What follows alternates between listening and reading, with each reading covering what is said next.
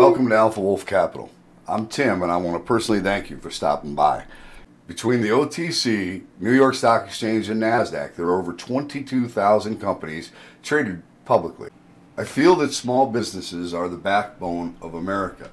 The number one reason for this channel is to help small companies gain exposure with potential consumers, investors, even partners. Take, for example, today's guest. Heather Smiles, Vice President of Investor Relations and Corporate Development from Electra Battery Materials, ticker symbol ELBM. Electra Battery Materials is looking to become the first refinery of cobalt in North America. They just received a $20 million injection from the Department of Defense in the United States, which is interesting because they are a Canadian company. But I'm going to let Heather tell you more about that in just a minute. It's important for you to understand that this is not a paid-for promotion. I do not collect compensation for the interviews I do here. I do look for companies that could potentially provide an above-average return on investment, but that is not the primary reason for the channel. There's a thing called impact investing. It's tied to environmental, social, and governance. By helping a small company become a large corporation, if you and I can become ambassadors of a product because the values of that company align with our own, think of all the jobs that will be created as that small company becomes a big company. Think about the community that that company is in. Typically, they thrive along with the company. This channel is to help companies that are relatively unknown become known so that they can build a following and they can have brand ambassadors that share their vision, share their mission, and are willing to do what they can to help have a positive impact on humanity. That's what this channel is all about.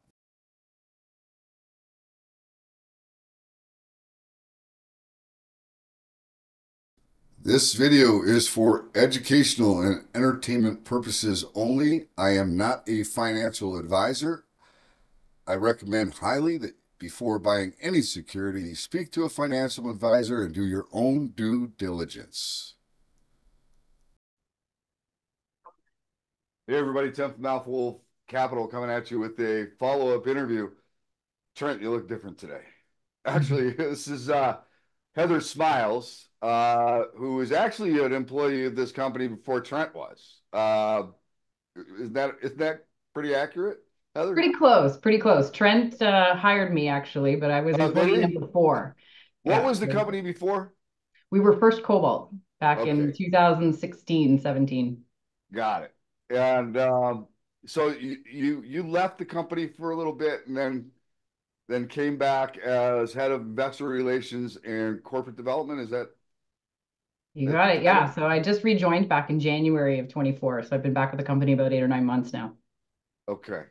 And you and I just spent a little time chatting before we hopped on here, and you clearly have a good understanding of the business and how meaningful some of this recent developments are for the company.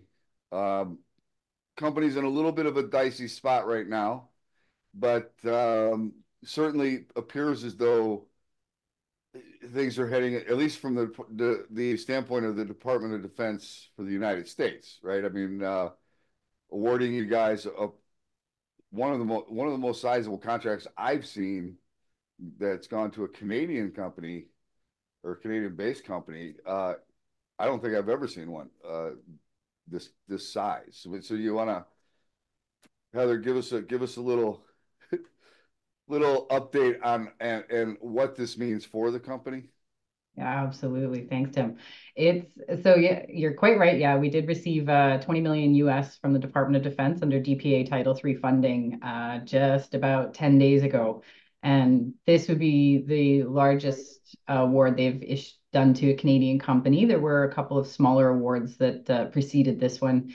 And I think this is really something that, from the perspective of Department of Defense and the investment that they're making, the intention is really to use this as a bit of a template. So that program, DPA Title III, has recently been expanded to include the UK and Australia as well. And so I think while this may be the first of its kind in terms of scale and size, and also the near term completion on the project that we're working on, I don't think it'll be the last. I think we'll probably see a little bit more from that program as well. And it clearly demonstrates the value that the U.S. Department of Defense and the U.S. government as a whole is really placing on onshoring the supply chain of these critical minerals. More than 90% of cobalt chemical is coming out of China right now. And so what Electra is looking to do is provide an alternative to that Chinese supply.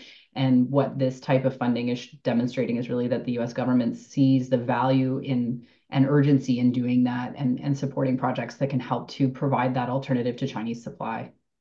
So I have to applaud Trent and the entire team, right? Because to me, that was like pulling a rabbit out of a hat, getting that one, right?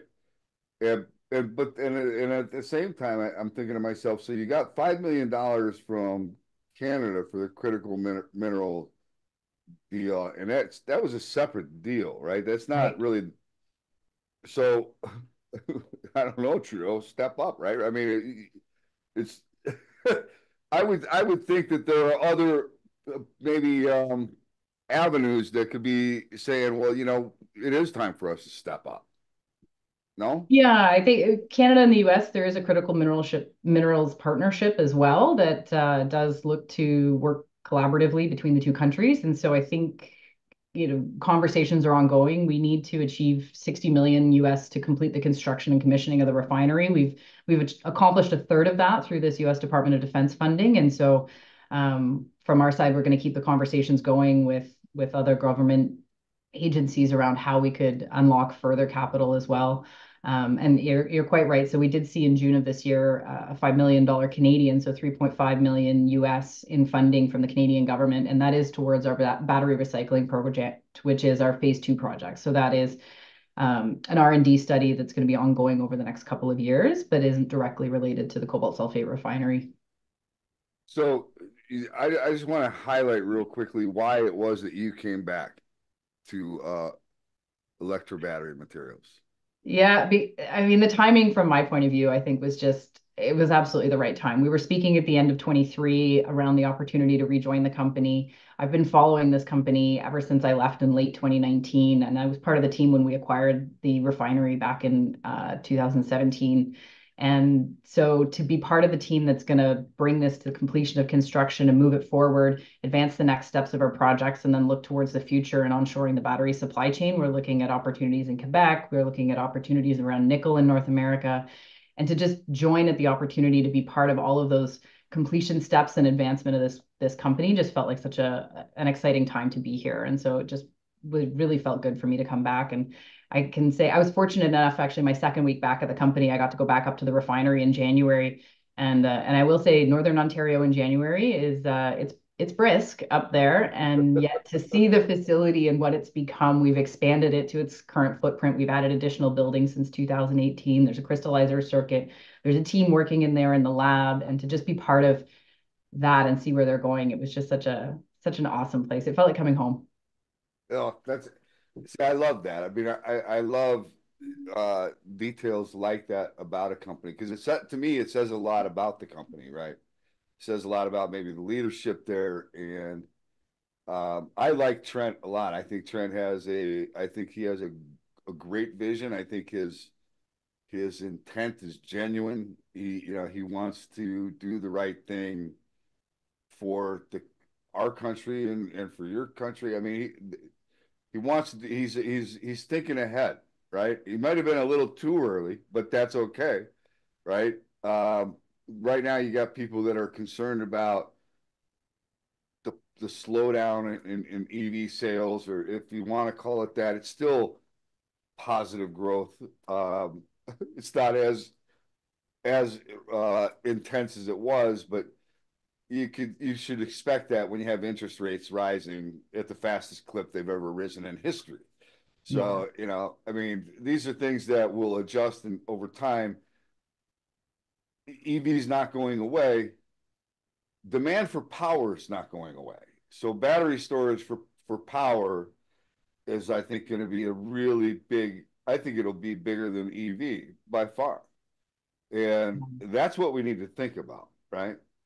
Yeah, well, and to your point on even EV adoption rates, we were looking at this as a team just yesterday, actually, with our commercial team and discussing some new information that we're looking at from some of the various research companies around the growth curves on EV penetration. And what we're seeing is a slowdown from where we were at highs of up to 80% was forecasted. And I mean that it's unsustainable growth almost if you look at those kind of numbers. And so the slowdown is, now the forecast went down to 40% and now they're seeing about a 20% growth. And we're still seeing a 20% growth rate. Whereas if you look at the ICE industry, which is the internal combustion vehicles, they're growing at, 1 to 2%, that kind of thing. So 20%, it's still substantial growth when you look at that. So I kind of say we've slowed down from crazy to just regular fast.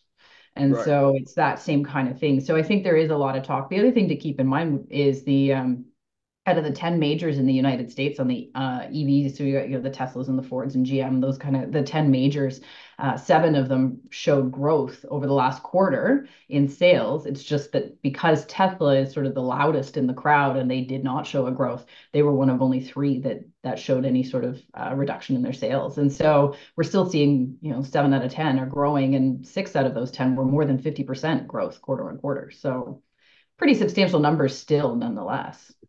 Yeah, I would say that's pretty good, right?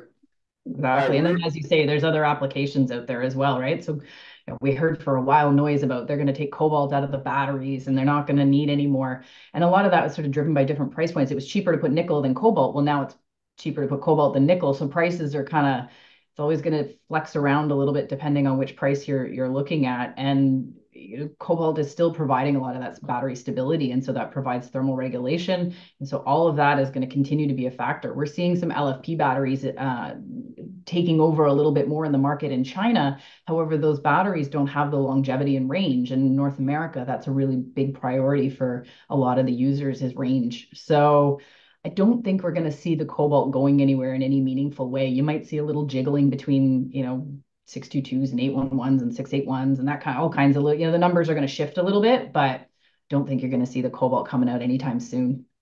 right, right. I mean, that is always, I guess, the risk is innovation within the battery space, right?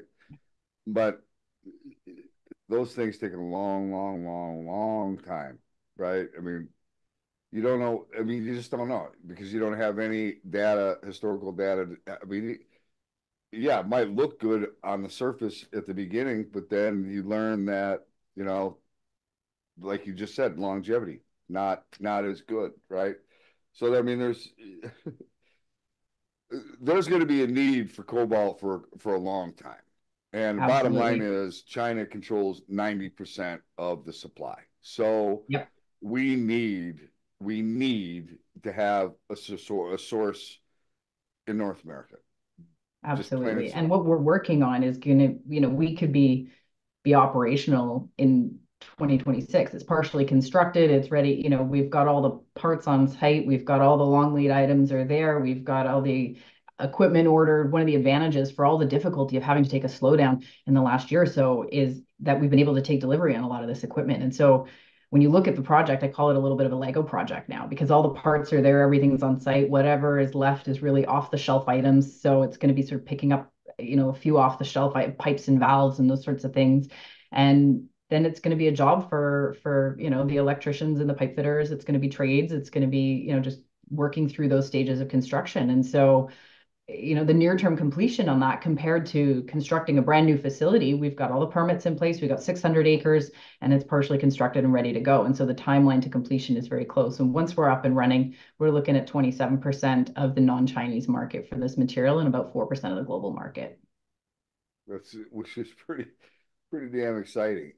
So look, I want to address real quickly the elephant in the room, which would be the NASDAQ compliance listing, right? So we are, and I didn't realize, I'm going to be 100%, I did not realize that it is as close as it is, but it's like September 16th, and that's the second.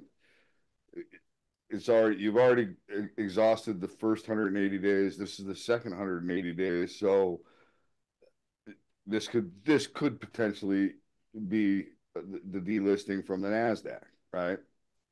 Yeah. But there are things that, and even though there's only X amount of days, 16 days, whatever, 17, 18 days, and you have to have 10 consecutive days in a row. If you have some kind of a news announcement and you're 7 days in, I don't think the NASDAQ is just going to say, hit the flush button and you're gone. I think there's going to be some leeway there.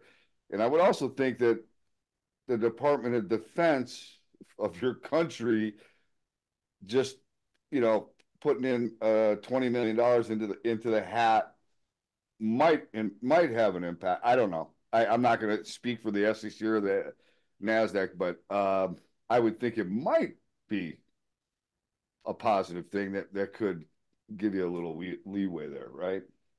Yeah, yeah. I think we're going to work on what we can do on our side. We're going to keep, the NASDAQ and the SEC apprised of all of our activities as we're moving forward and try to work with them on whatever, might be available to us to try to maintain that listing. And, our goal is to try to achieve success organically there. And so we're looking to try to achieve compliance as quickly as possible. Obviously, we want to do that through sharing news with our market and hoping that the market reflects our positive feelings about what we're doing. And we've got some activity happening now with this DOD funding. It's unlocked the opportunity for us to start the conversations around what a construction restart can look like. We do still need to close off that funding gap. And as you'd mentioned earlier, maybe, there might be some conversations ongoing around what that additional funding would look like. And so we're working through all of those stages, and hopefully, if we can bring some more, the DOD funding, it's 20 million of free money, right? It's a grant, it's non-repayable, it's all, so we're looking at those types of options. And I think if we could bring another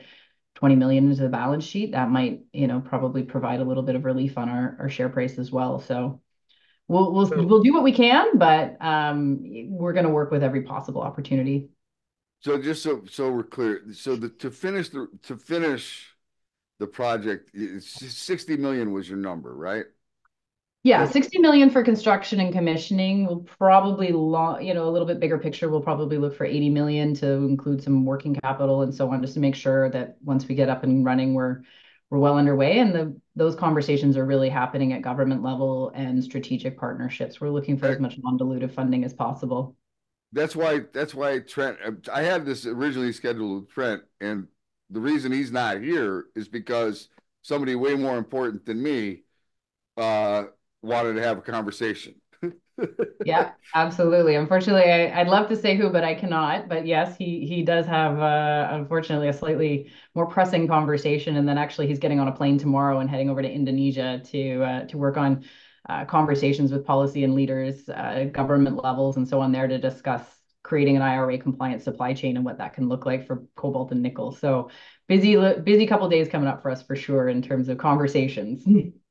All right, so look, I love the story. I want to talk about the chart just real quickly because I know you're constrained for time. It's the stock is at a level right now that is not by accident. It is an area of resistance. I would have thought that maybe the 20 million would have given this a bigger boost than what it had. But, look, it is what it is. There is price memory right here at this level at 70 cents. And then you're going to have potentially a little bit of resistance at the dollar mark because it goes from psychologically, it goes from a penny to a dollar stock. So this is kind of the key spot right here, 70 cents. And then I think if you get, another positive funding development, then I think this thing breaks through 70 and there's not a lot of resistance at a buck. I think you get right back above a buck. You probably build a base there for a while, and then we'll see what happens, right? But the chart looks good. It's right today, right now, it's looking a little extended. Needs to build up a little energy, maybe 2, 3 days, 4 days going sideways, and then try to take out the 70-cent mark, right? Build Yeah. up a little energy because it's extended right now. So let it build it up, take it out, and I don't know. I think this is a good time to grab some popcorn and see what happens over the next few weeks. Right? Yeah, yeah. Well, hopefully we'll have some more exciting things to share with the market. We're working on, as I say, we're working on some things around the construction project. We're working on some things around the funding. We're still working on our battery recycling project as well. And so we've got some updates around that. Our technical team is working on a few things, and they kind of have alluded that they may have some new successes there as well that we can share. So we're going to keep working, and we're going to keep trying to build back. And we appreciate the patience that the market has shown us. It's a difficult market, and our peer group has struggled as a group. I think you look at the lithium names, you look at some of the other names in the recycling sector, and so on. It's been a very difficult time for a lot of companies, and so I hope that we are, as you say, at the cusp of something and a bit of a turn for the sector as a whole, and for our, a little bit of positive times for Electra as well. Yeah. So, look, my whole thing is, impact investing. And what is it? What do I mean by that? I mean, impact investing is actually tied to environmental, social, and governance. But I think that is a very narrow way of looking at. I mean, if you can help a company that solves a problem or provides a solution, fills a need, as investors or consumers. I mean, you can be an impact consumer. It's by helping or becoming a brand ambassador, and allowing, sharing the story of a company, letting them know how important what they're doing is. Um, then you can invest with some meaning, right? I mean, I like Trent a lot, and I think his vision is spot on. I mean, we need this, right? Yeah. And he needs support right now. So the best thing that could happen, if you agree that we do need those things in North America, then probably maybe right now wouldn't be a bad time to throw some money at the company and invest, right? Because every individual can make a difference. So that's why we're that's why we're here right now. 3 weeks, 4 weeks before. Let's help a company that deserves the help, and obviously has some validation, because the Department of Defense for the United States just threw into the hat. So. And I will say that was probably one of the most intensive due diligence processes we've ever been through. I think sort of any due diligence process is always exhaustive, and this one they sort of took all the 100-line spreadsheets and went to the 1,000-line spreadsheets, and so that process was quite extensive, I will say. So. All right, Heather, it was a genuine pleasure. I don't even know if I'm going to want to talk to Trent anymore. Actually, I kind of enjoyed the conversation with you more. No, I'm Well, kidding. I'd be happy to chat with you anytime. Like, as I say, this is a company and a project I'm really passionate about, so I'm always happy to chat about it and share what we're up to. So. So, head of investor relations too, right? I mean, so look, yeah, anybody that wants to really, have a conversation, more in depth than Yeah. what we covered here, Heather, is the person to talk to. So, Yeah. Heather, I really, really do appreciate you taking the time. I look forward to us speaking again in the near future. I think, if we get past this little hurdle here, maybe we should do a follow-up right around that time. Does that make Sounds good. sense? Yeah, that sounds great. Or hopefully we have some news before then. Okay. All right. Fantastic. Thank you for taking the time to do this. Hold on one second. I'm going to shut this off. You don't feel as though I missed anything, do you? No, no, I Okay. think you did a great job. That's great. Thank you for tuning in to another interview here at Alpha Wolf Capital. Today we had Heather Smiles, Vice President of Investor Relations and Corporate Development from Electra Battery Materials, ELBM. I hope you enjoyed today's interview, and if you did, please do us a favor, give us a like. How about giving us a share? And while you're at it, smash that subscribe button. All of those things are extremely important to us here at Alpha Wolf Capital, and we appreciate you taking the time to do that. Until next time, stay safe. Alpha Wolf Capital wishes you the very best of success.